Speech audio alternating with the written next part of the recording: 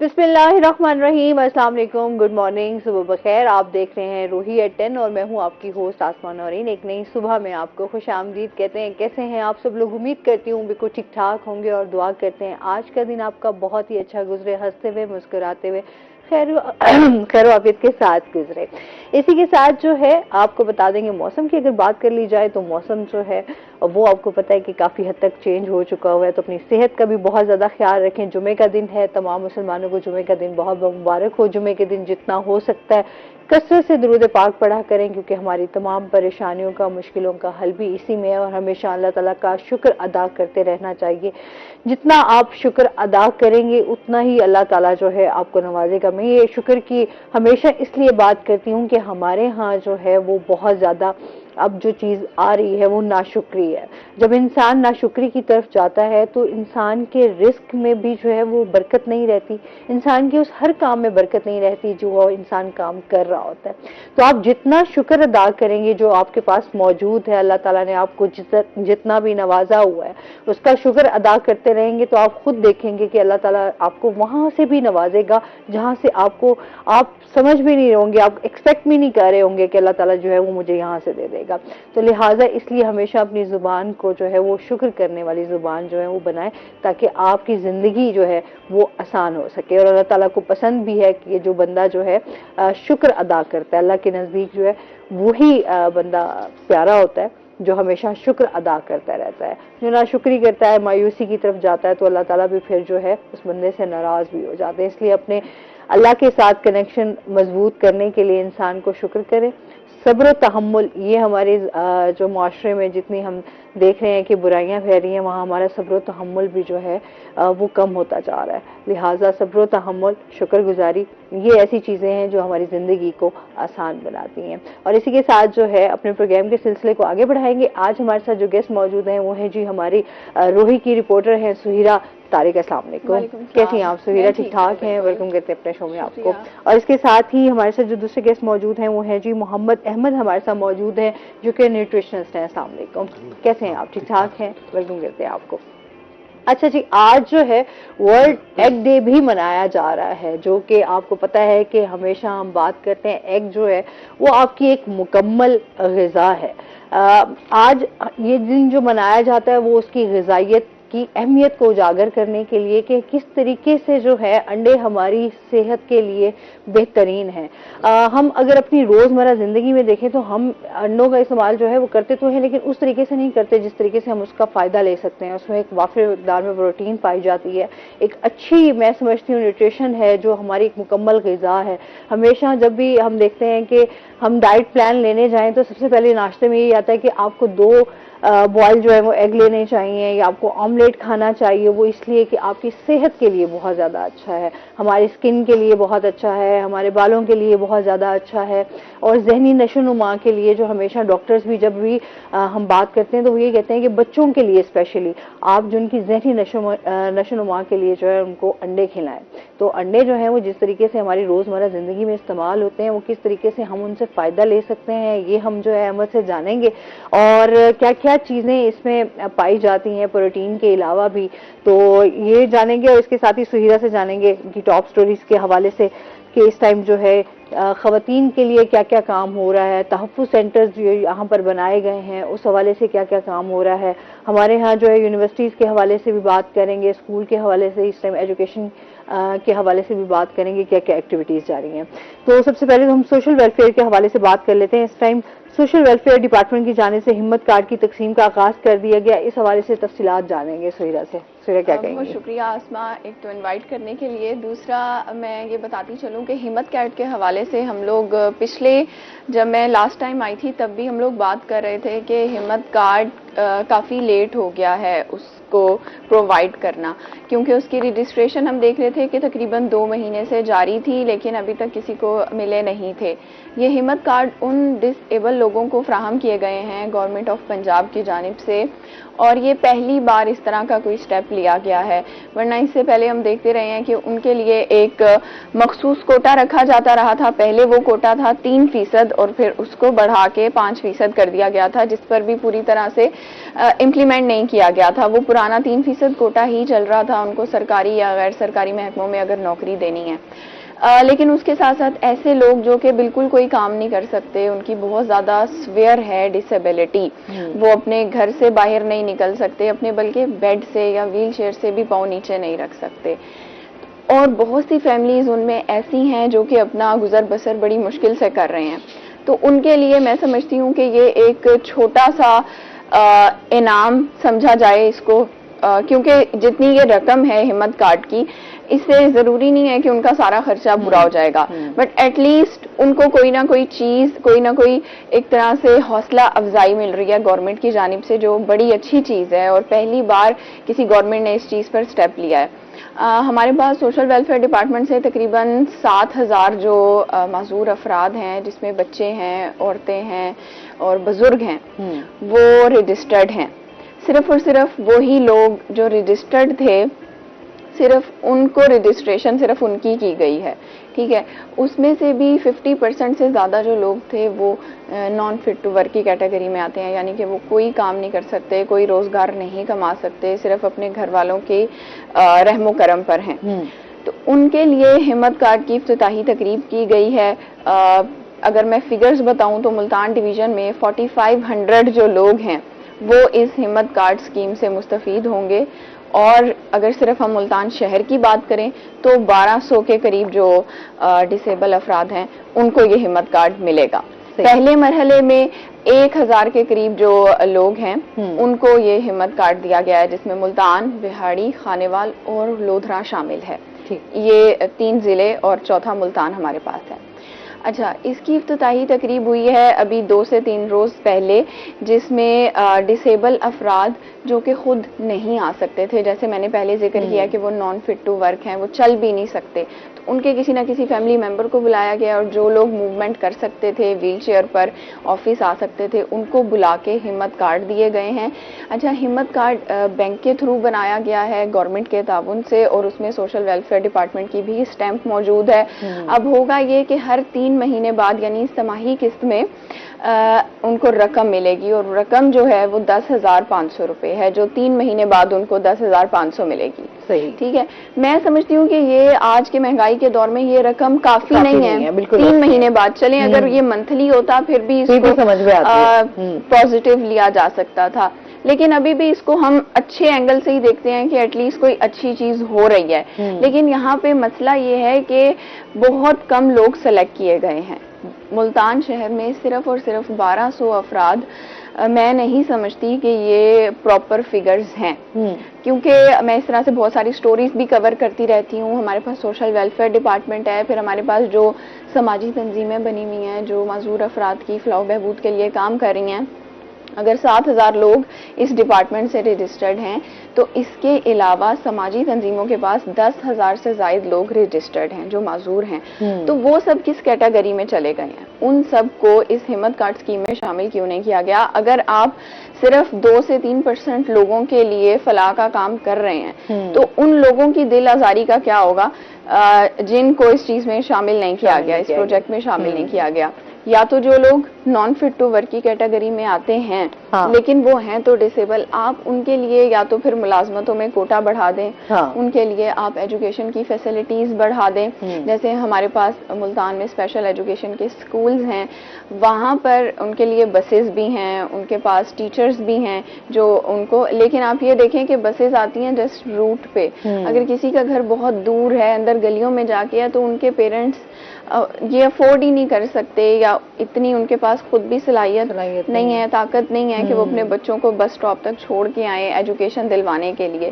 تو میرے خیال سے یہ ڈور ٹو ڈور سروس ہونی چاہیے. پہلی چیز تو یہ ہے, یا تو ان کی ایجوکیشن پہ آپ اتنا کام کریں, ان کو سکلز دیں, جیسا کہ آج کل کمپیوٹر ہے, ٹیکنالوجی ہے, ان کے لیے اس طرح کے انسٹیٹیوٹس بنائیں, بجائے اس کے کہ ان کو وہ بیسک آپ ایجوکیشن دیں.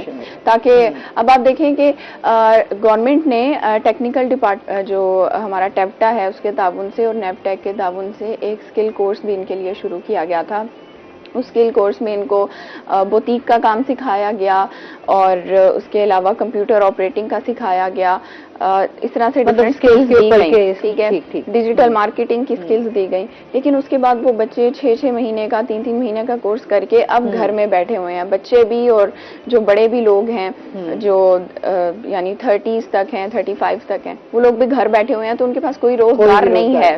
تو وہ کیا کریں گے, وہ صرف گورنمنٹ کی طرف ہی دیکھ رہے ہوتے ہیں یا ان لوگوں کی طرف دیکھ رہے ہوتے ہیں جو ان کی ہیلپ اس چیز میں کر سکتے ہیں. بالکل ایسی ہے. اس میں مزید بھی آپ سے جانتے ہیں, اس کے ساتھ ہی جس طریقے سے میں نے بتایا کہ آج دنیا بھر میں جو ہے ورلڈ ایگ ڈے منایا جا رہا ہے, تو اس حوالے سے جو ہے احمد سے جانتے ہیں. احمد کیا کہنا چاہیں گے؟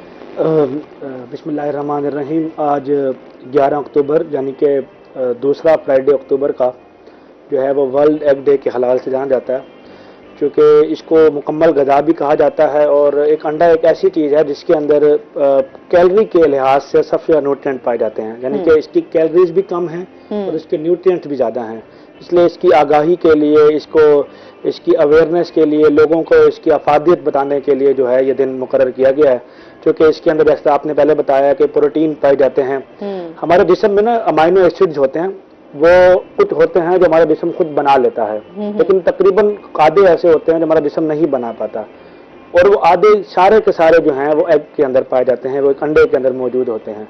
پروٹین موجود ہوتے ہیں, اس کے علاوہ سیلینیم, فاسفورس اور یہ باقی جو پروڈکٹس ہیں, وہ ٹیکنیکل نام لوں گا تو ذرا آڈینس کے لیے مسئلہ ہو جائے گا. تو یہ سارے جو ہمارے بلڈنگ بلاکس ہوتے ہیں ہمارے جسم کو جو بنانے کے کام آتے ہیں, وہ انڈے کے اندر پائے جاتے ہیں. پھر اس میں خاص بات یہ ہے کہ اس کی کیلریز کم ہے. جب اس کی کیلریز کم ہے اور اس کیلری کے لحاظ سے اس کے نیوٹرینٹ پائے جاتے ہیں, تو یہ نیوٹرینٹ ڈینس فوڈ بن جاتا ہے. یعنی کہ اس کی جو کیلری ہے, فار ایگزامپل اسٹنگ کی بوتل میں بھی تو کیلری ہے نا, کوک کی بوتل میں بھی کیلری ہیں, لیکن وہ ایمٹی کیلریز ہیں, ان کے اندر نیوٹرینٹ نہیں ہوتے. تو یہ فل کیلریز ہیں کہ ان کے اندر نیوٹرینٹ بھی پائے جاتے ہیں. تو یہ آپ کو مختلف بیماریوں سے اور مختلف آپ کے وزن کو مینٹین کرنے کے لیے, آپ کی شیپ کو مینٹین کرنے کے لیے, اور سب سے بڑی بات آپ کی صحت کو مینٹین کرنے کے لیے انڈے کا استعمال بہت ضروری ہے, جس کے حوالے سے یہ دن منایا جاتا ہے ورلڈ ایگ ڈے. اچھا, ظاہر سی بات ہے اب بہت سارے لوگ جو ہیں وہ ان کو انڈے کی اسمیل سے بڑا مسئلہ ہوتا ہے کہ یار انڈا نہیں کھا سکتے یار, لیکن ظاہر سی بات ہے غذائیت کے لحاظ سے دیکھیں تو آپ کو یہ بہت زیادہ فائدہ دیتا ہے. اب اسپیشلی جیسے بہت سارے لوگ جو ہے وہ گرمیوں میں اس مت کے ساتھ جو ہے نا کہ نہیں کھانا چاہیے جی, گرمیوں میں جو ہے وہ انڈے گرم ہوتے ہیں اور یہ آپ کو جو ہے اس طریقے سے متس بنائی ہوئی ہیں. ایک یہ مت ہے کہ گرمیوں میں انڈے نہیں کھانے چاہیے. ہماری ایک اور کامن مت ہے کہ انڈے سے باڈی بلڈرز کھاتے ہیں, انڈے سے وہ کھائے جس نے اپنا وزن بڑھانا ہے. حالانکہ انڈے میں صرف 70 کیلریز ہوتی ہیں, اور یہ آپ کا پورشن کنٹرول کرنے کے لیے آپ جو کنزیوم کر رہی ہیں یا میں جو کنزیوم کر رہا ہوں, ہمیں نہیں پتا عام طور پہ کہ ہم کتنے کیلریز کھا رہے ہیں. تو انڈے کا ایک مخصوص کیلریز ہے کہ ایوریج 8 گرام کا انڈا ہے یا 7 گرام کا انڈا ہے, اس کے اندر 70 سے 75 کیلریز ہوں گی. ان کیلریز کے اندر نیوٹرینٹس موجود ہوں گے, تو آپ اپنا مینٹین کر سکتے ہو. پھر انڈا سانجا ہوتا ہے, آپ انڈے کو کسی سیلڈ میں ڈال لیں, آپ انڈے کو اپنے مختلف ڈشز میں ڈال لیں. چلو اس سے بات کرتے ہیں ناظرین, ابھی ہم نے جانا ہے بریک پہ, ہمارے ساتھ رہیے گا.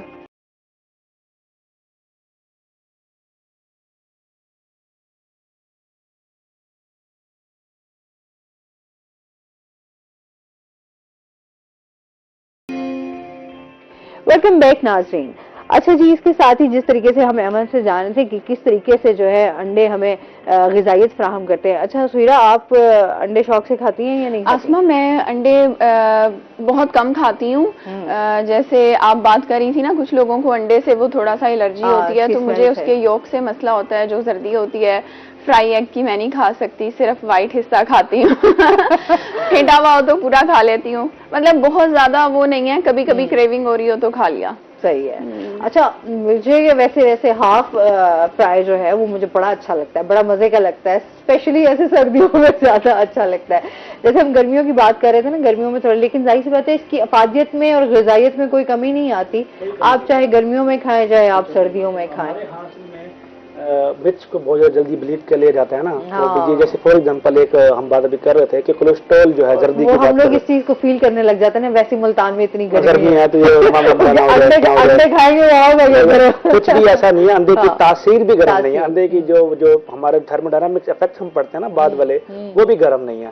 ہاں, انڈے میں صرف ایک ایشو ہے, وہ یہ ہے کہ if you our heart patient, اگر آپ کا کولیسٹرول آلریڈی ہائی, اگر کولیسٹرول ہائی نہیں ہے پھر یہ ایشو نہیں ہے. اگر آلریڈی آپ کا کولیسٹرول 220 221 کراس کر چکا ہے پھر آپ انڈے سے جو جرجی ہے وہ ہٹا دیں, آپ صرف ایگ وائٹ کا کنزیوم کریں کیونکہ وہ پور پروٹین ہے. انڈے میں اس کے علاوہ مکمل طور پہ وہ غذا ہے, وہ اس میں جو کولیسٹرول اگر آپ کو آلریڈی ہائی نہیں ہے تو جو اس میں کولیسٹرول پائے جاتے ہیں وہ اچھے کولیسٹرول ہیں. آپ کے جسم کو کچھ نہ کچھ تو کولیسٹرول کی ضرورت ہوتی ہے نا, 200 ملی گرام پر ڈے کی ضرورت ہوتی ہے, اس کے اندر 186 پائے جاتے ہیں, آلریڈی ایگزسٹ کر رہے ہوتے ہیں. تو اچھے کولیسٹرول اس کے اندر جس کو ہم HDL کا نام دیتے ہیں وہ آلریڈی پائے جاتے ہیں, اس کے اندر موجود ہوتے ہیں. لیکن اگر کوئی آلریڈی جس کے ہاں فار ایگزامپل اس کو ہارٹ اٹیک آ چکا ہے اور اس کو پھر وہ بہتر ہے کہ زردی نکال دے, لیکن ایگ وائٹ جو ہے وہ کنزیوم کرے. جس طرح یہ ہمارے باڈی بلڈر دوست جو ہیں, اور یہ تو صرف میرا خیال ہے دن میں 60 جو ہیں ایگ وائٹ کنزیوم کر رہے ہوتے ہیں, جو کہ اس کے انڈے زیادہ کھاتے ہیں, وہ بہت انڈے کھاتے ہیں. وہ آپ میرا ایک دوست ہے, وہ دن میں اس نے 60 ایگز جو ہے نا اس کا ایوریج انٹیک ہے 60 ایگ, 60 انڈے, کیونکہ وہ اس نے پروٹین پوری کرنی ہوتی ہے. 6 گرام ہوتی ہے پروٹین ایک انڈے میں, ایوریج سائز انڈے میں 6 گرام. تو آپ 6 کو اس سے 6 سے جو ہے نا 60 سے ضرب دے دیں تو اس کو اتنی ریکوائرمنٹ ہے پروٹین کی. پھر جو میٹ کا پروٹین ہے, جو باقی پروٹین کے سورسز ہیں نا, وہ اتنے بایو اویلیبل نہیں ہوتے, وہ آپ کو اتنے عام زبان میں لگتے نہیں ہیں. جو آپ کے اپنے جو ڈولے چھولے بنانے ہیں نا وہ آپ کو وہ لگتا ہے جو اس کے اندر پایا جاتا ہے, کیونکہ وہ آسانی سے اویلیبل ہوتے ہیں آپ کے جسم کو ایبزارب کرنے کے لیے.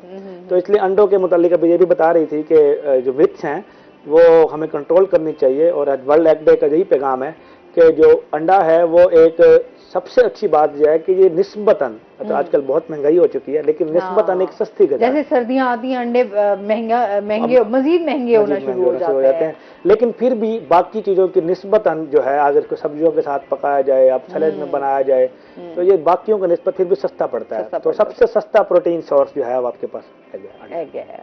اچھا, پھر اس کے ساتھ ہی ہم جس طرح سے آپ بتا رہے ہیں نا کہ جس طرح باڈی بلڈرز جو ہے جو اپنی باڈی بنانا چاہ رہے ہوتے ہیں وہ انڈوں کا استعمال زیادہ کرتے ہیں, اسی طرح وزن کم کرنے کے لیے بھی ریکمینڈ کیا جاتا ہے کہ آپ جو ہے وہ انڈے کھائیں. اچھا, وہی ہوتا ہے کہ زردی کو نکال کے, کہ زردی میں تھوڑا سا فیٹ ہوتا ہے. انڈوں کے اندر ایک خاص بات ہے, اس سے ہم کہتے ہیں اسٹریٹری, کہ جب آپ کوئی چیز کھاتے کم ہو لیکن پیٹ بھرنے کا احساس زیادہ ہو جاتا ہے آپ کو نا. آپ نے کبھی یہ محسوس کیا ہی ہوگا, اس طرح میں بھی آپ کو چنے کی بات کر رہا تھا, ہم چنے بھنے ہوئے کھاتے ہیں, ہم کھاتے تھوڑے سے ہیں لیکن ہمارا پیٹ بھرنے کا احساس.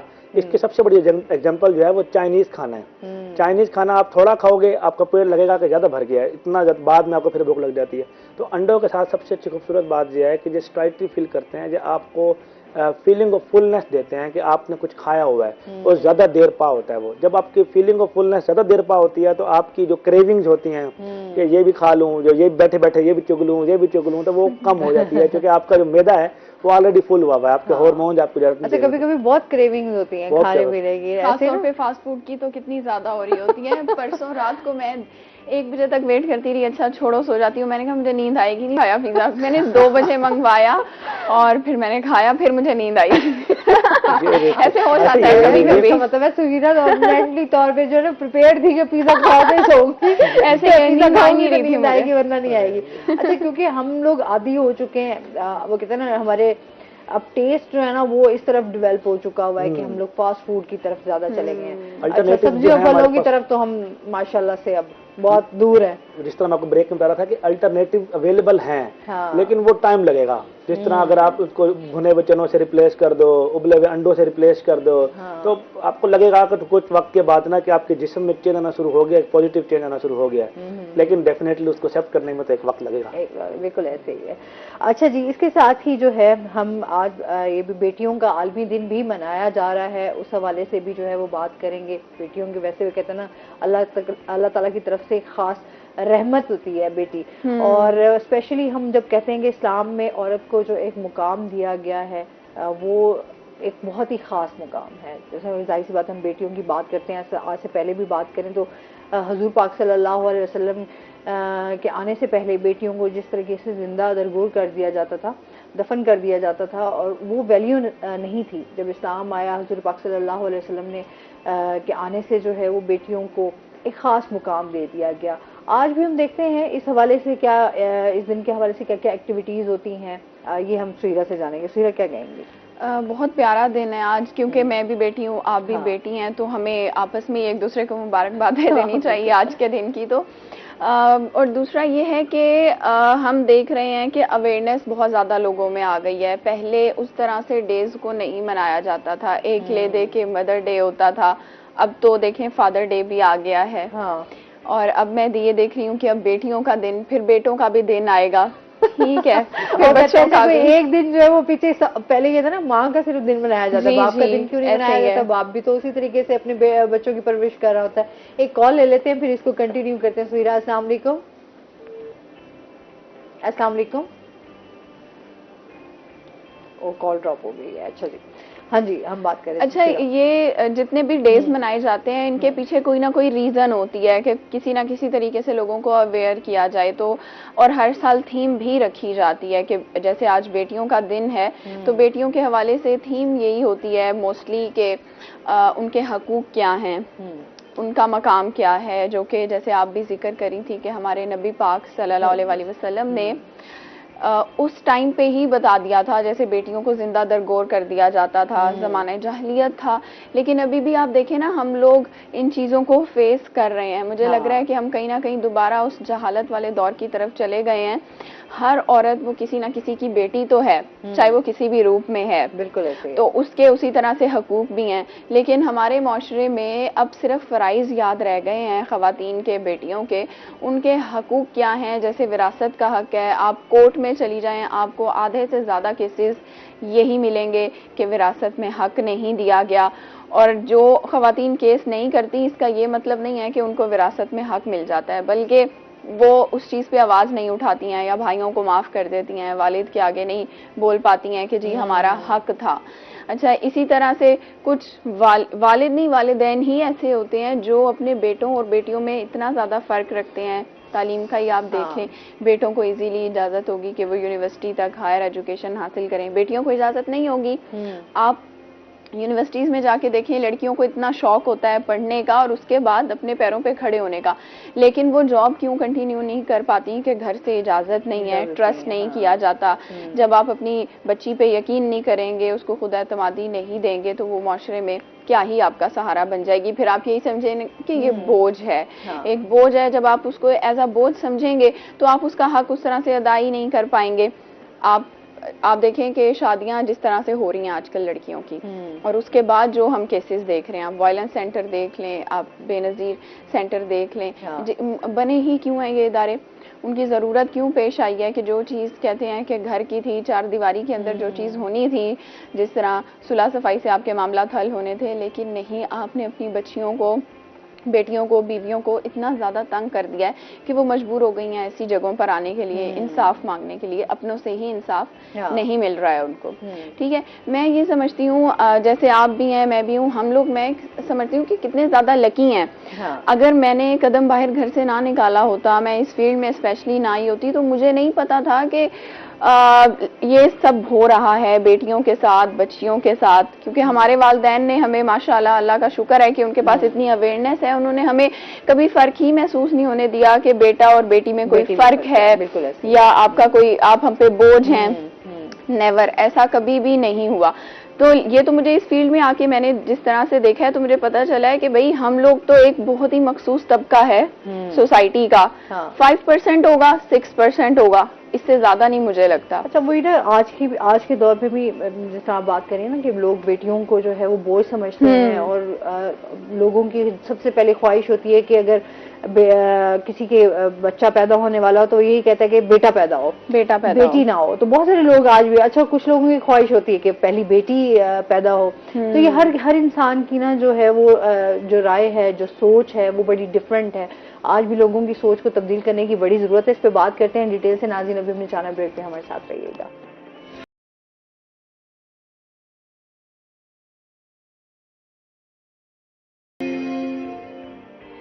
ویلکم بیک ناظرین. اچھا جی، اس کے ساتھ ہی جس طریقے سے ہم بیٹیوں کے عالمی دن کے حوالے سے بات کر رہے ہیں کہ بیٹیوں کے کیا رائٹس ہوتے ہیں، وہیں پر ہم یہ بھی بات کریں گے کہ آج بھی اویئرنیس کی بہت زیادہ ضرورت ہے کہ جس گھر میں بیٹیاں ہوں وہ کبھی بوجھ نہیں ہوتی. بیٹیاں بھی جو ہے وہ ماں باپ کے بازو بن کر جو ہے وہ زیادہ ماں باپ کی خدمت کر رہی ہوتی ہیں بجائے بیٹوں کے. اور ہمیشہ میں کہتی ہوں بیٹیاں جو ہیں وہ والدین کے دکھ سکھ میں سب سے زیادہ جو ہے وہ پہلے پہنچتی بھی ہیں اور محسوس بھی کرتی ہیں. ہم نے ہمیشہ دیکھا, میں اپنی ایک بات کرتی ہوں کہ میں نے والد صاحب کی کیونکہ بھائی نہیں ہے, بیٹا کوئی نہیں ہے گھر میں, تو ہم بیٹیاں ہی ہیں دو, تو ہمیشہ والد صاحب نے ہمیشہ اس طریقے سے سپورٹ کیا کہ جیسے یہ میرا بیٹا ہی ہے. خیر میں نے لائف بھی اسی طریقے سے گزاری ہے ایک بیٹے جیسی, کہ آپ اپنے گھر کی تمام ذمہ داریاں پوری کر رہے ہوتے ہو, گھر میں بھی دیکھ رہے ہوتے ہو, آپ اپنے جاب بھی کر رہے ہوتے ہو, آپ دیگر اپنے معاملات جو ہیں وہ بھی دیکھ رہے ہوتے ہیں. اگر گھر میں کوئی پریشانی ہو گئی ہے تو آپ اس کو بھی تمام چیزوں کو جو ہے وہ اس کو لے کر چل رہے ہوتے ہیں کہ کس طریقے سے اس پریشانی کو جو ہے وہ حل کیا جا سکتا ہے. تو وہ بڑی ایک ذمہ داری فیل ہوتی ہے کہ آپ کو بڑا کہتے ہیں کہ یار بیٹیاں جو ہوتی ہیں وہ زیادہ احساس کرتی ہیں. ایسے ہی ہے, اور میں یہ کہتی ہوں کہ آپ صرف اپنی بیٹیوں کو اسی وقت کیوں یاد کرتے ہیں یا اسی وقت آپ کو کیوں اچھی لگ رہی ہوتی ہیں جب وہ آپ کو مشکل وقت میں ساتھ دے رہی ہوتی ہیں. یہ وہی ہوتی ہیں جن کو آپ نے کبھی یہ سمجھا ہوتا ہے کہ نہیں اس کو تو یہ اچھی بات ہے کہ اپنی بیٹیوں کو لوگ گھر میں محفوظ رکھتے ہیں اور ان کو کہہ رہے ہوتے ہیں کہ بھی آپ معاشرے سے دور رہیں, ٹھیک ہے نا, آپ نے باہر جا کے کیا کرنا ہے. میں کہتی ہوں یہ چیز 100% ٹھیک ہے, لیکن اس وقت ان بچیوں کو بہت زیادہ پریشانی کا سامنا کرنا پڑتا ہے جب وہ خدا نہ خواستہ زندگی کے کسی ایسے موڑ پہ آ جاتی ہیں جب ان کے پاس کوئی سہارا نہیں ہوتا. ان کو خود گھر سے باہر نکلنا پڑتا ہے, ان کو سوسائٹی کو فیس کرنا پڑتا ہے, اپنے مسائل کا حل خود ڈھونڈنا پڑتا ہے. تو اس طرح سے پھر جو وہ والدین ہیں, میں یہ سمجھتی ہوں کہ ان کی بہت بڑی کوتاہی ہے کہ جو اپنے بچوں میں فرق رکھتے ہیں. لاسٹ ایئر بھی جو بیٹیوں کا عالمی دن تھا اس پہ ہمارے پاس تھیم آسما یہی رکھی گئی تھی کہ بچیوں کے حقوق کیا ہیں, ان کا مستقبل کیا ہے. اس میں وہ بچیاں آ جاتی ہیں جو نوزائیدہ ہیں, پیدا ہوئی ہیں, ان سے لے کر 18 سال تک کی جو لڑکیاں ہیں اسپیشلی یہ دن ان کے لیے مخصوص کیا گیا ہے, کیونکہ یہ ایک ایسی ایج ہوتی ہے جہاں پر آپ بچے کی یا بچی کی شخصیت کو بنا بھی سکتے ہیں اور بگاڑ بھی سکتے ہیں. تو بہت سے گھروں میں اس طرح ہوتا ہے کہ نہ تو لڑکیوں کو تعلیم کا حق دیا جاتا ہے, نہ صحت کا حق دیا جاتا ہے. میں اپنی فیملی میں نہیں جاننے والوں میں ایک ایسی فیملی کو جانتی ہوں جن کی خواتین کو یہ بھی اجازت نہیں دی گئی ان کے گھر والوں کی طرف سے کہ جی وہ کسی میل ڈاکٹر کے پاس چیک اپ کے لیے چلی جائیں. آج کے دور میں یہ کتنا سخت قانون ہے. ضروری میں یہ نہیں کہہ رہی کہ فیمیل ڈاکٹرز جو ہیں وہ اچھی نہیں ہوتی ہیں یا ان کے پاس اتنی کیپیبل نہیں ہوتی, لیکن فار ایگزامپل آپ کو میدے کا کوئی مسئلہ ہے اور پورے شہر میں آپ کے پاس جو میدے کا ڈاکٹر ہے وہ ہے ہی مرد, خاتون ہے ہی نہیں اس میں اسپیسیفکلی, تو وہ کسی گلی محلے کی لیڈی ڈاکٹر سے اس کا علاج کروا دیں گے صرف اس لیے کہ ہماری جو گھر کی عورت ہے وہ ہمارے ڈاکٹر سے چیک اپ نہ کروائے. اس میں اس کی صحت برباد ہو جائے, چاہے کچھ ہو جائے, ٹھیک ہے. اچھا, پھر اس کے علاوہ کیا ہوتا ہے کہ میٹرک سے آگے ان کو پڑھنے نہیں دیتے اور پھر ان کو کسی سلائی کڑھائی اور اس ایسے ادارے میں بھیج دیتے ہیں جہاں پر ان جیسی اور بھی بچیاں ہوتی ہیں. ان کی گرومنگ ہی نہیں ہو پاتی, ان کے پاس اتنا سکل ہوتا ہے لیکن ان کی گرومنگ نہیں ہو پاتی. تو ہماری سوسائٹی میں یہ بہت بڑے ڈرا بیکس ہیں, اور میں سمجھتی ہوں ہمارے جو یہ ساؤتھ پنجاب ہے یہاں جب میں پیدا ہوئی تھی تب سے لے کے آج تک, یا میری امی جب پیدا ہوئی تھی تب سے لے کے آج تک, پلازے بن گئے, ریسٹورینٹس بن گئے, چیزیں بن گئی, لیکن جو یہ سوچ ہے یہ ویسی کی ویسی ہے, یہ نہیں بدلی ہے اور مجھے لگتا ہے یہ بدلنے بھی نہیں والی. جو ہمارے ہاں ڈسپیرٹی انڈیکس ہے نا کہ میل اور فیمیل میں جو فرق کیا جاتا ہے اس میں پاکستان 161 نمبر پہ ہے.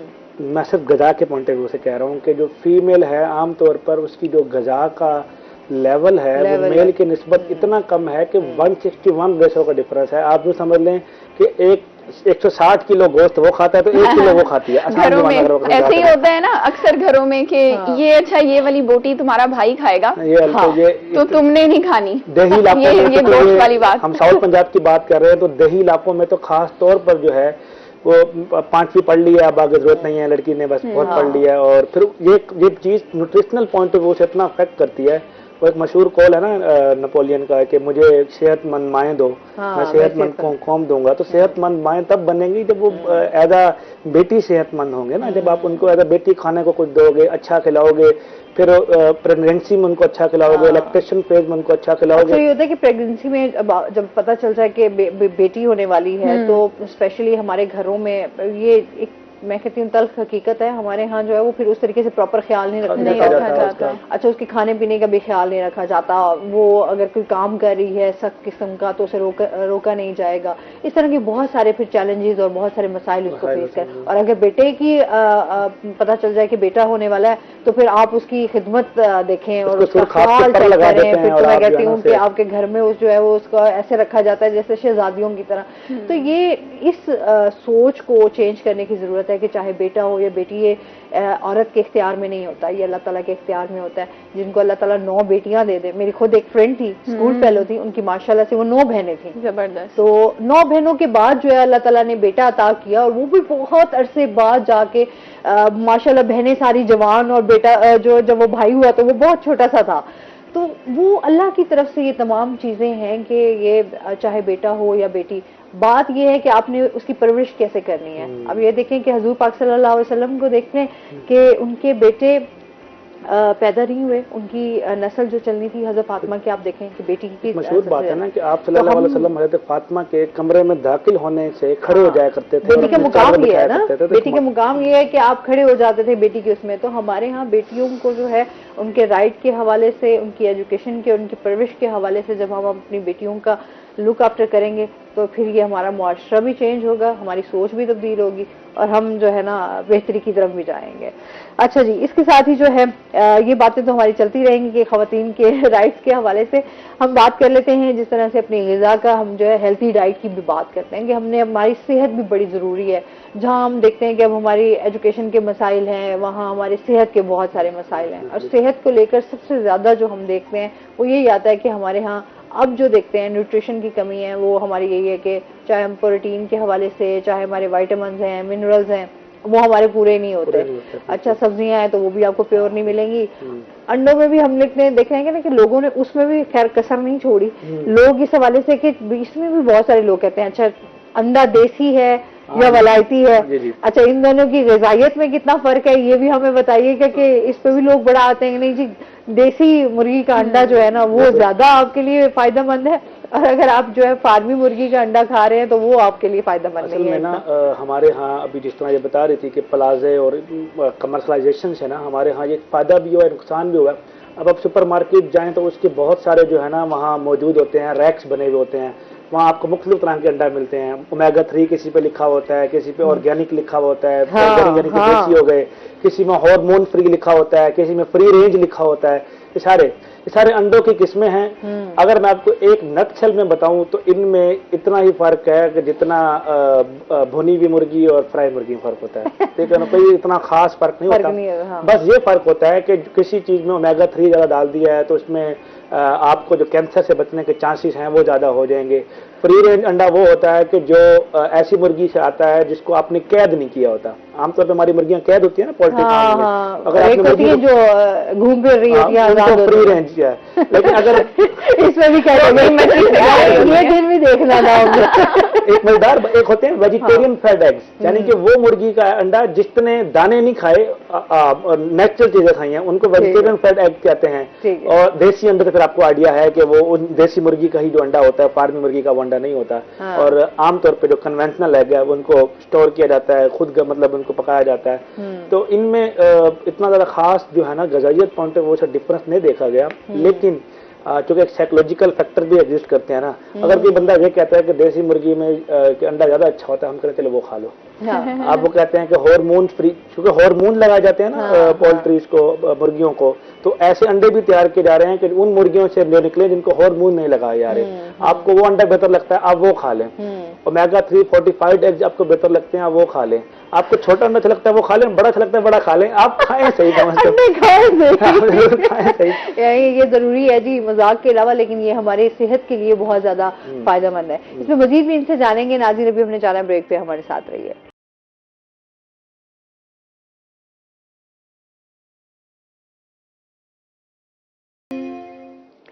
ویلکم بیک ناظرین. اچھا جی، اس کے ساتھ ہی جو ہے ہم سیلڈ کا استعمال بھی کرتے ہیں، جس طریقے سے ہم بوائل ایگ کا کر لیتے ہیں یا اس کو انڈے کو پکا لیتے ہیں، جس طریقے سے ہم سالن بنا لیتے ہیں، تو اس میں بھی انڈے کی غذائیت جو ہے وہ برقرار رہتی ہے اسی طریقے سے؟ ہاں، اگر آپ اس کو بہت زیادہ فرائی نہیں کرتے، ہاں، مطلب جس طرح ہمارے ہاں جو ڈیپ فرائی ہوتا ہے، ہاں، اس کے علاوہ تو میں سب کو گارنٹی دینے کو تیار ہوں کہ وہ مسئلہ نہیں ہوتا.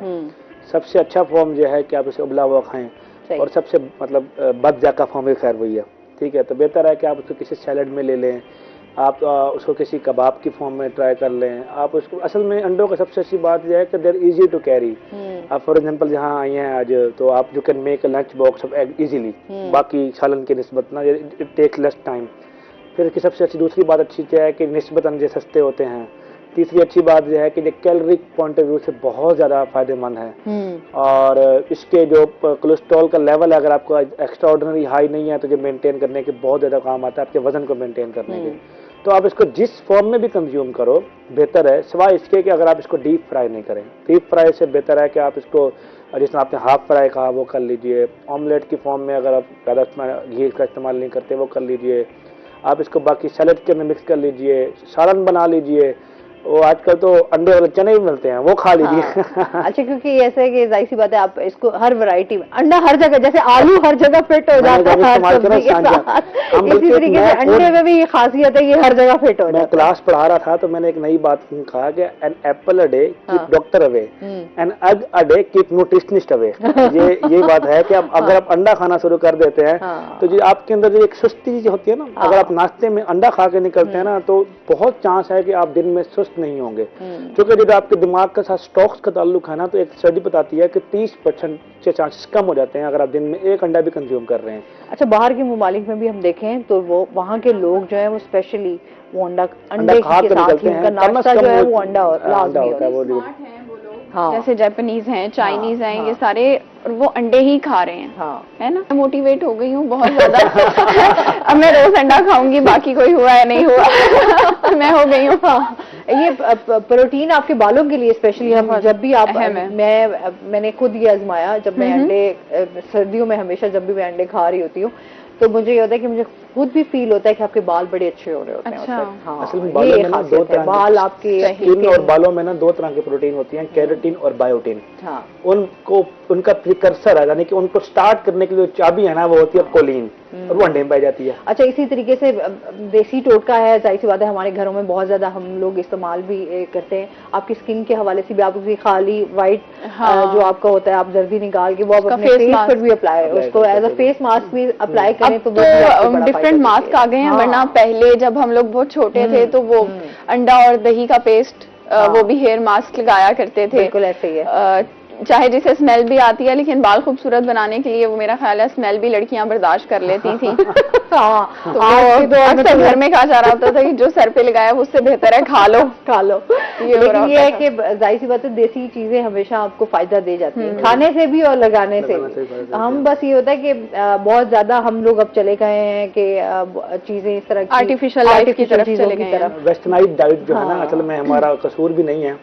ابھی آپ نکلیں اور جہاں سے MDA چوک سے ہوتے ہوئے کہیں بھی ملتان میں چلے رہے ہیں، آپ کو کتنے ایڈز ملتے ہیں ان چیزوں کے. تو آپ ڈیفینیٹلی آپ اپنا بھی انسٹاگرام پر ریل دیکھ لیں، کتنے ایڈز آپ کو ایسے ملیں گے. بھوک نہیں بھی لگی تو آپ کو لگ جائے گی، ایک انڈے کا ایڈ میں دکھا دو. تو مشکل ہے نا، تو ایسی چیزیں آپ کے سامنے آئیں گی نہیں تو آپ کو خیال ہی نہیں آئے گا. بلکہ میں ایک ایگزامپل دے رہا تھا کہ وہ آج کل ایک لکھا ہوا ہوتا ہے کہ آپ نے آج درود شریف پڑھا، تو جس نے نہیں بھی پڑھا ہوتا نا وہ تو پڑھ لیتا ہے. اگر میرے سامنے ایک انڈے کا چھوٹا سا ایک سیشن کا ایک 30 سیکنڈ کی ویڈیو بھی آ جاتی ہے نا، 10 سیکنڈ کی کلپ بھی آ جاتا ہے نا، تو مجھے خیال آ جائے گا کہ میں نے جس چیز کو بھی کنزیوم کرنا ہے اور اس چیز کو بھی معاملہ کرنا ہے. تو ہمارے ہاں چونکہ اس چیز کی طرف حکومتی طرف سے یا اسٹیک ہولڈر جو ہیں وہ ان کا دھیان ہی نہیں ہے. کم پروفٹ ہوتا ہے نا اس میں، تو اس وجہ سے بہت زیادہ لیک کر رہے ہیں ہم اس چیز میں. یہ بڑا ضروری ہے، جہاں ہم کہتے ہیں دودھ ہو گیا، انڈے ہو گئے، یا آپ کی دہی، یہ آپ کی چیزیں جو ہیں آپ کی صحت کے لیے بہت زیادہ فائدہ مند ہیں. اچھا جی، اس کے ساتھ ہی ہم بات کریں گے اس ٹائم جو ہے ملتان میں ویمن چیمبر آف کامرس کے تحت خواتین کو خود مختار بنانے کے لیے کیا اقدامات کیے جا رہے ہیں، اس حوالے سے بھی جو ہے وہ سیرت سے جانیں گے. جی، تھوڑی سی ویمن چیمبر کی بات کر لیتے ہیں کہ ویمن چیمبر جو بنایا گیا ہے اس میں ایگزیکٹو باڈی اور اس کے جو اہم عہدے ہیں اس کے سمیت وہ لوگ کام کر رہے ہیں. جیسے ہر سال ملتان میں ہوتا ہے بلو فیئر، وہ ہوتا ہے ملتان میں، اب اس کو بڑے لیول پہ لے جانے کے لیے کام ہو رہا ہے، اس میں مزید خواتین کو جو ہے وہ ایڈ کیا جا رہا ہے، رجسٹرڈ کیا جا رہا ہے کہ جو گھر میں بیٹھ کے کام کر رہی ہیں وہ ذرا اس طرف آئیں، باہر نکلیں، ملتان سے باہر بھی نکلیں، کہ یہاں کے صرف لوگوں کو اپنی چیزیں نہ دکھائیں کہ جو وہ بنا سکتی ہیں، جو وہ سیل کر سکتی ہیں، بلکہ آؤٹ آف سٹی جا کے اس کے بعد ان کو موقع ملے گا آؤٹ آف کنٹری جا کے بھی اپنا کام دنیا کے سامنے لانے کا، اور وہاں سے وہ لازماً منافع بھی زیادہ کما سکتی ہیں اور ان کو ایکسپوئر بھی زیادہ مل سکتا ہے۔ ایک جو اس کی نئی باڈی بنی ہے وہ ایک اس چیز کے اوپر کام کری ہے، اور دوسرا جس چیز پہ میں سمجھتی ہوں کام کیا جا رہا ہے وہ ہے خواتین کو امپاور کرنا۔ امپاور کس طرح سے کیا جا رہا ہے کہ ہم لوگ پرائیویٹ بینک ہے اس کا نام تو نہیں لے سکتے، لیکن بینک کے ساتھ ان کا ایک ایم او یو سائن ہوا ہے وومن چیمبر کا، جہاں پر وہ خواتین جو کہ کما رہی ہیں گھر بیٹھ کے، لیکن ان کے پاس سیونگ کا ان کو نالج نہیں ہے، کس طرح سے سیو کرنا ہے، یا اپنے والد کے پاس یا بھائی یا شوہر کے پاس وہ اپنا پیسہ رکھوا دیتی ہیں اور جب ان کو چاہیے ہوتا ہے تو وہ ان کو نہیں ملتا۔ ان کے اکاؤنٹس کھلوائے جائیں گے، سیونگ اکاؤنٹس کے بارے میں ان کو بتایا جائے گا، اور اس کے ساتھ ساتھ ان کو تربیت بھی دی جائے گی 3 روزہ ان خواتین کو بینک کے تھرو، کہ یا وہ خواتین جو پڑھی ہوئی ہیں اور وہ بینک کی فیلڈ میں بھی آ سکتی ہیں، بینک سے آپ لون کس طرح سے لے سکتے ہیں، اویئرنیس کے حوالے سے کہ تمام واپس کیسے کر سکتے ہیں، یہ چیزیں ہیں۔ صحیح، بہت شکریہ سہیرا آپ کا، آپ ہمارے ساتھ رہی ہیں۔ احمد آپ کو بھی بہت شکریہ، آپ نے جو ہے غذائیت کے حوالے سے جو ہے وہ کافی ڈیٹیل سے اس کو ہم نے ڈسکس بھی کیا، اور اس کے ساتھ ہی ناظرین آج میری بہن کی برتھ ڈے بھی ہے، جو کہ میں وش کرنا جو ہے وہ بھول گئی تھی، تو ہم جو ہے پوری کیونکہ سہیرا مل کے وش کرتے ہیں۔ اچھا کوئی بات نہیں، وہ اب جو ہے میں نے کہا وش کر دیتے ہیں تاکہ جو ہے وہ میری بہن کو ایسا لگ جائے کہ آج جو ہے صبح صبح مجھے وش بھی نہیں کیا، تو wish you a very very happy birthday. اللہ تعالیٰ آپ کو ایسی ہزاروں خوشیاں نصیب کرے، خوش رہیں، ہمیشہ ایسی مسکراتی رہیں اور زندگی کو انجوائے کرتے رہیں۔ بہت ہماری طرف سے بھی آسما آپ کی بہن کو سالگرہ کی بہت مبارکباد ہو، اللہ کرے اس کی زندگی میں ڈھیروں خوشیاں آئیں۔ آمین آمین، بہت شکریہ بہت شکریہ۔ اس کے ساتھ ہی ناظرین ابھی ہم نے بریک پہ جانا ہے، جب ہم بریک سے واپس آئیں گے تو ہمارے ساتھ کچھ اور گیسٹ موجود ہوں گے، ہمارے ساتھ رہیے گا۔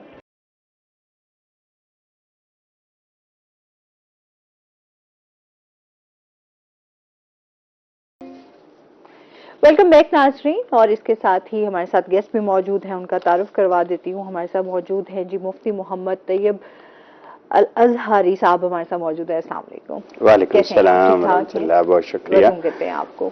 اور اس کے ساتھ ہی ہمارے ساتھ جو دوسرے گیسٹ موجود ہیں وہ ہیں جی حمزہ رضوی، ہمارے ساتھ موجود ہیں جو کہ نعت خواں ہیں۔ السلام علیکم، کیسے ہیں آپ حمزہ؟ ٹھیک ہیں، ویلکم کہتے ہیں آپ کو۔ اچھا جی، آج کا جو ہمارا ٹاپک ہے جس پہ ہم بات کرنے جا رہے ہیں وہ ہم آپ کو بتا دیں کہ اسلام میں معاشرتی برابری، اخوت، بھائی چارے جو ہے اس کے حوالے سے آج ہم بات کریں گے کہ کس طریقے سے ہمارے اسلام جو ہے وہ ہمیں تعلیمات دیتا ہے، کیا درس دیتا ہے اس بارے میں۔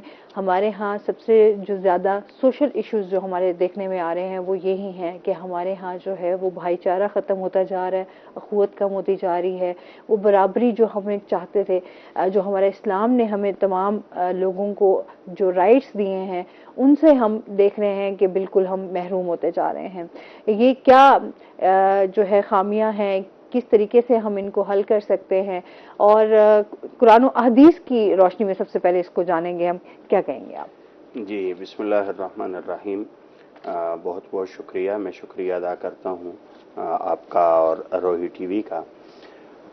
دیکھیں، اسلام ایک مکمل نظریہ حیات ہے، ایک ضابطہ حیات ہے، جس دور کے اندر اسلام نے انسانیت کی تربیت کی، اس دور کو ہم جاہلیت کا زمانہ کہتے ہیں۔ اس دور میں جو دنیا کی ترقی یافتہ تہذیبیں تھیں، اگر ہم ان کا مطالعہ کریں تو ان کے اندر بھی اخوت، معاشرتی برابری، مساوات یہ بالکل ناپید تھے۔ یعنی اس وقت اگر ہم دیکھیں تو جو بڑے بڑے معاشرے تھے، رومن امپائر کا معاشرہ تھا، پرشین امپائر کا معاشرہ تھا، ہندوستان کا معاشرہ تھا، تو اس کا ہم مطالعہ کرتے ہیں تو ہمیں واضح طور پر معاشرتی ناہمواریاں نظر آتی ہیں۔ عرب کے معاشرے میں تو بہت ہی زیادہ تھیں، وہاں اس وقت تو حتیٰ کہ ایک ہی گھر میں بہن بھائی میں جو تفریق تھی، مرد عورت کی جو تفریق تھی، جو ہم اس دور کے واقعات سنتے ہیں تو انسان کا دل لرز اٹھتا ہے، دہل اٹھتے ہیں۔ ایرانی تہذیب کو ہم دیکھیں تو وہاں پر ایک عجیب طرح سے ہمیں نظر آتا ہے کہ مختلف ادوار میں وہاں مختلف تحریکیں چلیں. پہلے ایک تحریک چلی مانیت کی تحریک اس کو کہا جاتا ہے، اور انہوں نے تو بالکل ہی معاشرتی طور پر انسانوں کو طبقاتی تقسیم میں کر دیا، الگ الگ کر دیا. انہوں نے اپنی مذہبی شناخت کے اندر اس چیز کو شامل کر دیا، اسے ڈوئلزم کہتے ہیں، دوہرا نظریہ، خیر اور شر کو بالکل الگ الگ کر دیا. پھر وہاں پر ایک تحریک چلی مزدکیت کی، مزدک نامی ایک فلسفی تھے. اس رد عمل کے اندر انہوں نے جو انسانوں کو دیا تو وہ بھی بڑا عجیب و غریب تھا. یعنی انہوں نے یہ تصور پیش کیا کہ یہ جو 3 انسانی زندگی کے لیے بنیادی چیزیں ہیں، زر، زن، زمین، دولت، عورت اور جائیداد، اس کے حوالے سے انہوں نے بڑا عجیب نظریہ پیش کیا کہ یہ جی سب کے لیے ہیں اور یہ سب کی مشترکہ چیزیں ہیں، اور ان کو کسی، جس طرح زمین ایک ان کا نظریہ تھا کہ کسی ایک آدمی کے لیے، انسان کے لیے خاص نہیں، ایسے دولت بھی جہاں پر بھی ہے سب کے لیے ہے. اسی طرح انہوں نے عورت کے ساتھ بھی یہ معاملہ کیا کہ یہ کسی ایک مرد کے لیے کیوں ہو. تو اس کی وجہ سے معاشرے کے اندر بڑی عجیب کیفیت پیدا ہو گئی. ہم اس دور کے رومن امپائر کو دیکھتے ہیں تو وہاں پر بھی معاشرتی سطح پر بہت ہی زیادہ تفریق تھی، اونچ نیچ تھی، اشرافیہ کافیہ کا معاملہ بالکل الگ تھا، مزدوروں کا معاملہ بالکل الگ تھا، غلاموں کی سطح پر دیکھا جائے تو بالکل الگ تھا. عرب کا تو حال ہمارے سامنے ہے، ہم دور جاہلیت کے عجیب و غریب دلدوز واقعات سنتے رہتے ہیں. اس دور میں جب دنیا کے کونے کونے میں ظلم، جہالت، معاشرتی ناہمواری اپنے عروج پر تھی، تو اس دور کے اندر رسول اللہ صلی اللہ علیہ وسلم کی شکل میں ایک کرن نمودار ہوئی، ایک آفتاب مہتاب طلوع ہوا. نبوت سے پہلے ہی رسول اللہ صلی اللہ علیہ وسلم نے جو لوگوں کے اندر برابری اور مساوات قائم کیا تو اس کی مثال ملنا مشکل ہے. حتیٰ کہ وہ صحیح بخاری کے اندر ہے نا کہ رسول اللہ صلی اللہ علیہ وسلم پر جب پہلی وحی کا نزول ہوا اور آپ علیہ الصلوۃ والسلام تشریف لائے اپنے گھر، اور آ کر اپنا دل کا جو ایک بوجھ تھا وہ اپنی بیوی کے سامنے بیان کیا.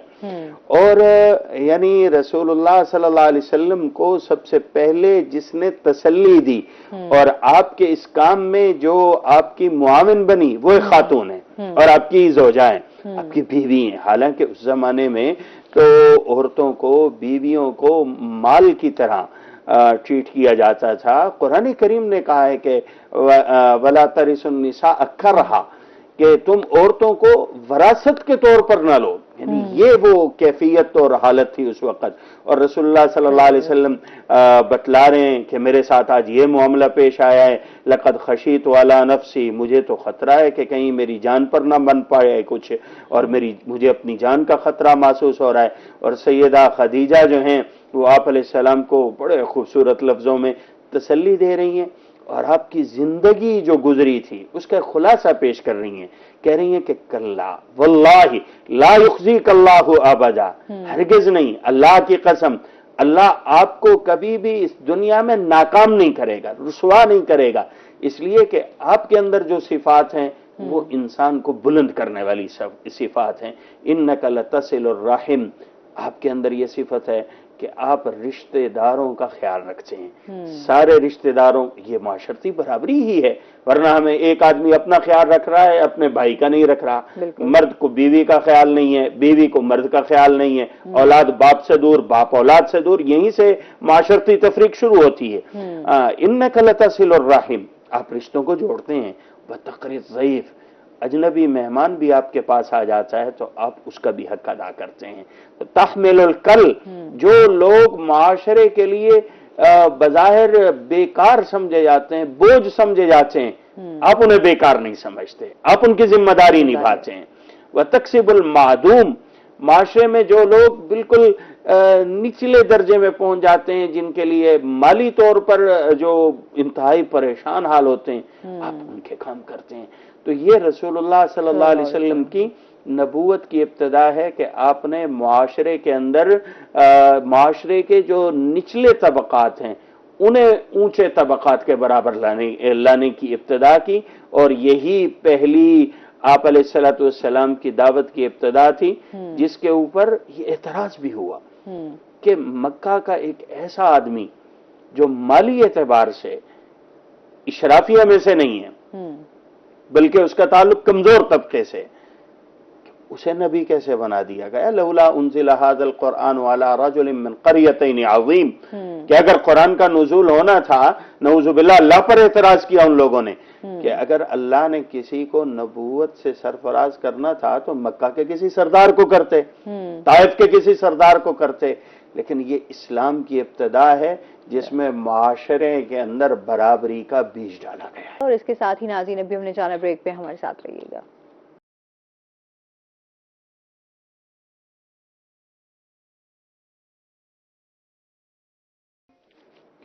ویلکم بیک ناظرین۔ اچھا جی، اس کے ساتھ ہی جس طریقے سے ہم بتا رہے ہیں کہ ہمارے اسلام نے کس طریقے سے جو ہے وہ ہمیں تعلیمات دی ہیں، قرآن و حدیث کی روشنی میں بھی جان رہے ہیں۔ اچھا، ہمارے ہاں جس طریقے سے ابھی معاشرتی برائیاں جو ہیں وہ بہت تیزی سے پھیل بھی رہی ہیں، آپ کیا سمجھتے ہیں؟ کیا ہمارے یہ کیا ریزنز ہیں؟ کس طریقے سے ہم ان کو ختم کر سکتے ہیں؟ اور وہ جو ہمارے اسلام نے ہمیں درس دیا ہے معاشرتی برادری کا، قوت کا، بھائی چارے کا، وہ کس طریقے سے قائم ہو سکتا ہے؟ جی بہت شکریہ۔ دیکھیں، اس وقت واقعتاً ہمارا معاشرہ بہت ہی ناہمواری کی طرف جا رہا ہے، جہاں پر ہمارے لوگوں کو فکر ہے کہ معاشرے میں مساوات قائم ہو، اور اس کے لیے مختلف طرح کی مختلف طبقات کے حق میں تحریکیں بھی عروج کی طرف جا رہی ہیں، حقوق کی تحریکیں بھی عروج کی طرف جا رہی ہیں، لیکن اس سب میں اگر ہم غور کریں تو ایک ہی وقت میں ہم جب ایک طبقے کے حق کی بات کرتے ہیں تو عین اسی وقت دوسرے طبقے کے حق کو کچل رہے ہوتے ہیں۔ میں ایک چھوٹی سی مثال دیتا ہوں۔ ہمارے ملک کے اندر ہمارے جو بلوچستان کے بھائی ہیں انہیں محسوس ہوتا ہے کہ ان کے ساتھ ناانصافی ہو رہی ہے، بلوچستان کے حقوق کی بات ہو رہی ہے، عین اس وقت جب وہ اپنے حقوق کی بات کر رہے ہوتے ہیں تو پنجاب والوں کے حقوق کو کچل رہے ہوتے ہیں۔ ہمارے اسی خطے کے ملتان شجاع آباد کے کتنے لوگوں کو جو محض مزدوری کے لیے گئے ہوئے تھے انہیں بے دردی سے شہید کر دیا گیا۔ یہ ایک چھوٹی سی مثال ہے، ایسے ہی ہر معاملے کے اندر ہوتا ہے۔ ایک طرف خواتین کے حقوق کی بات ہے، بالکل ہونی چاہیے، لیکن عین اسی لمحے دوسرے طبقے کے حق کو ذبح کرنے کی کوشش کی جا رہی ہوتی ہے۔ اقلیت کے حقوق ہیں، عین اسی وقت اکثریت کے حقوق کو دبانے کی کوشش کی جا رہی ہوتی ہے۔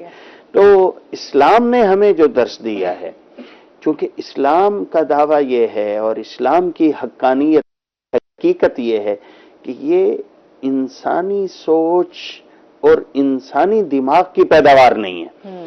جب بھی کوئی قانون، کوئی آئین، کوئی دستور، کوئی نظام، کوئی معاشرہ انسانی سوچ پر پروان چڑھتا ہے تو اس کے اندر یقیناً ایسی چیز آتی ہے کہ جس میں کچھ عرصے کے بعد ظاہر ہوتا ہے کہ جی یہ فلاں زمانے کے جو لوگ تھے، مقننہ تھی، انہوں نے اپنے فوائد کو سامنے رکھ کے اور اپنے مفادات کو سامنے رکھ کے یہ قانون بنایا تھا، یہ آئین بنایا تھا، اب اس میں ترمیم کی ضرورت ہے، جیسے ہم سیاسی طور پر دیکھ رہے ہیں۔ اسلام کی خصوصیت یہ ہے کہ یہ رب کا بنایا ہوا قانون ہے جو رب العالمین ہے، اور جو شخصیت لے کر آئی وہ رحمت للعالمین ہے۔ اگر ان کے سامنے مرد تھے تو ان کے سامنے عورتیں بھی تھیں، اگر ان کے سامنے مسلمان تھے تو ان کے سامنے غیر مسلم بھی تھے، اگر ان کے سامنے وہ طبقہ تھا کہ جو مالی طور پر انسانوں کو فائدہ پہنچانا چاہتا ہے تو وہ طبقہ بھی تھا جس نے یہ فوائد لینے ہیں،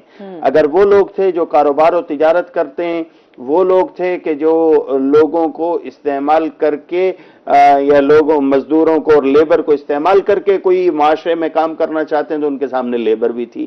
اس لیے یہ ایک بنیادی چیز ہے کہ ہمیں قرآن کے دروازے پر مکمل طور پر آ کر سرنڈر کرنا ہے، ہمیں رسول اللہ صلی اللہ علیہ وسلم اور آپ کی سیرت اور آپ کی سنت اور آپ کی شریعت کے پاس آ کر سرنڈر کرنا ہے، اور ہمارے آئین کا بھی یہی تقاضا ہے، یہ اسلامی جمہوریہ پاکستان کا آئین ہے، اور اس کے اندر پھر ہم جب دیکھتے ہیں تو ہمیں ہر طرف سے مساوات نظر آتی ہے۔ وہاں پر اگر بیٹی کے حق کی بات ہے تو بیٹی کو حق دیتے ہوئے باپ کے حق کو نہیں کچلا گیا.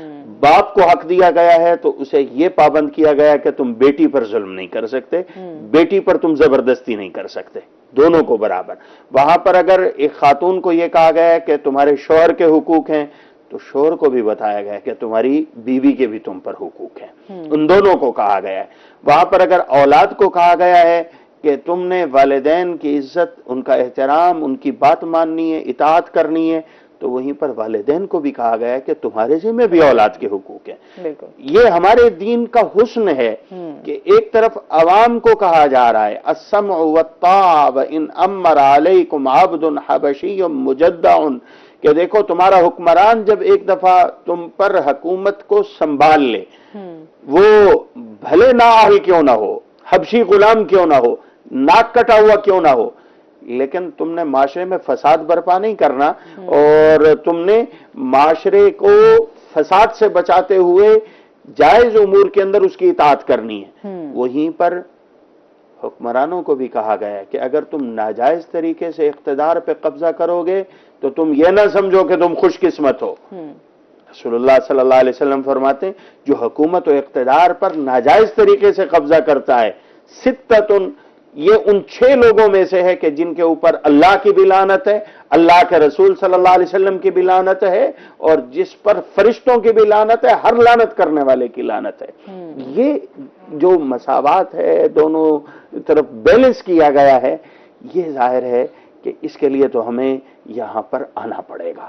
اور پھر قرآن کریم اسی کو بڑے خوبصورت انداز میں بیان کرتا ہے, یا ایھا الناس انا خلقناکم من ذکر و انثی وجعلناکم شعوبا وقبائل لتعارفوا ان اکرمکم عند اللہ اتقاکم. او لوگو, تم یہ نہ سمجھو کہ تم الگ الگ ہو, تم ایک باپ اور ایک ماں کی اولاد ہو, آدم و حوا کی اولاد ہو, تم بہن بھائی ہو, تم سب کے حقوق برابر ہیں, تم سارے کے سارے ایک حیثیت میں ہو. آج اگر تمہارے خاندان, تمہارے قبائل الگ الگ ہو گئے, تمہاری شناخت, تمہاری پہچان الگ الگ ہو گئی, تو یہ شناخت, یہ قبائل اور یہ خاندان کا الگ الگ ہونا یہ تمہاری فضیلت نہیں ہے. اگر فضیلت ہوتی تو رسول اللہ صلی اللہ علیہ وسلم کے خاندان کو بڑی فضیلت ہے, آپ کے جس طبقے میں آئے عرب کے لوگوں کو بڑی فضیلت ہے.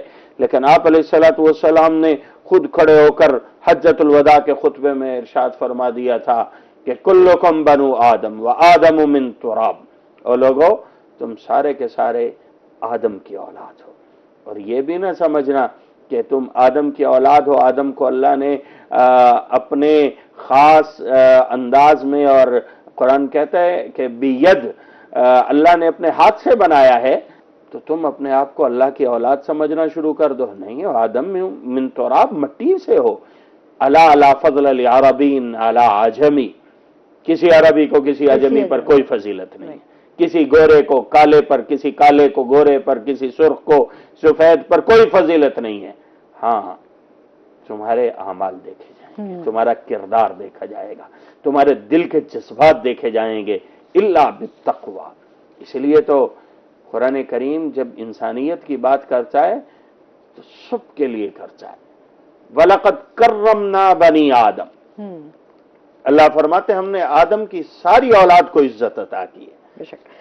جی جی بالکل, اس پہ مزید ہم بات کریں گے. ناظرین ابھی ہم نے جانا بریک پہ, ہمارے ساتھ رہیے گا.